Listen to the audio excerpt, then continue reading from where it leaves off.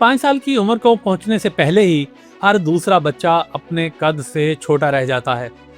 ये कोई सेहत का मामूली मसला नहीं, ये उस मुल्क के मुस्तकबिल पर लगने वाली एक खामोश ज़रब है।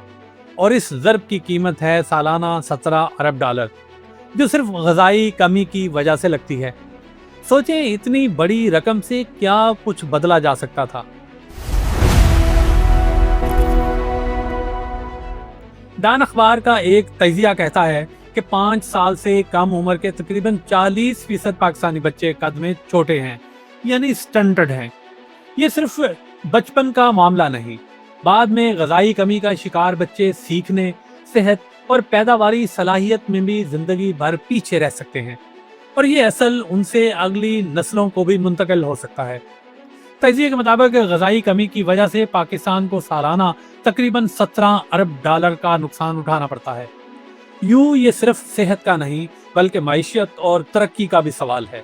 इस्लामाबाद में अगले माह मुनक्कद होने वाली एक्ट फॉर न्यूट्रिशन कॉन्फ्रेंस इसी वसी तर तस्वीर को गुफ्तगू के कौमी कैनवस का हिस्सा बनाने की कोशिश करेगी। रिपोर्ट्स हैं कि लाखों खानदान सेहत बख्श खुराक नहीं खरीद सकते, करोड़ों बच्चे गैर महफूज पानी से बार बार बीमार पड़ते हैं, और लाखों माएँ दौरान हमल मुनासिब ग़ज़ाइयत से महरूम रह जाती हैं।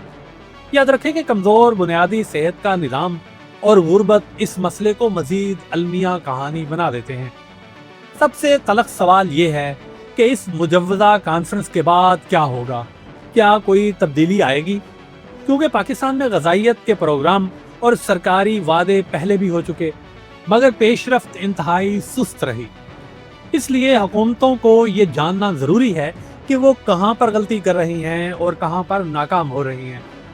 ज़िली सतह के ग़ज़ाई आदाद और शुमार को बाकायदगी से शाया किया जाना चाहिए ताकि वसाइल सही जगह इस्तेमाल हों। कॉन्फ्रेंसें यकीनन अहम हैं, मगर असल कामयाबी वाज़े ज़िम्मेदारी, मुनासिब फंडिंग और काबिल पैमाइश नताइज में हुआ करती है। पाकिस्तान बरसों से ग़ज़ाई कमी पर बात कर रहा है। अब ज़रूरत इस मसले को हकीकी कौमी तरक्याती चैलेंज के तौर पर मुसलसल हल करने की है। लेकिन यहाँ एक सवाल मगर ये भी है कि क्या अगली कॉन्फ्रेंस भी सिर्फ अल्फाज के चुनाव पर ख़त्म हो जाएगी या इसका कोई नतीजा भी निकल पाएगा।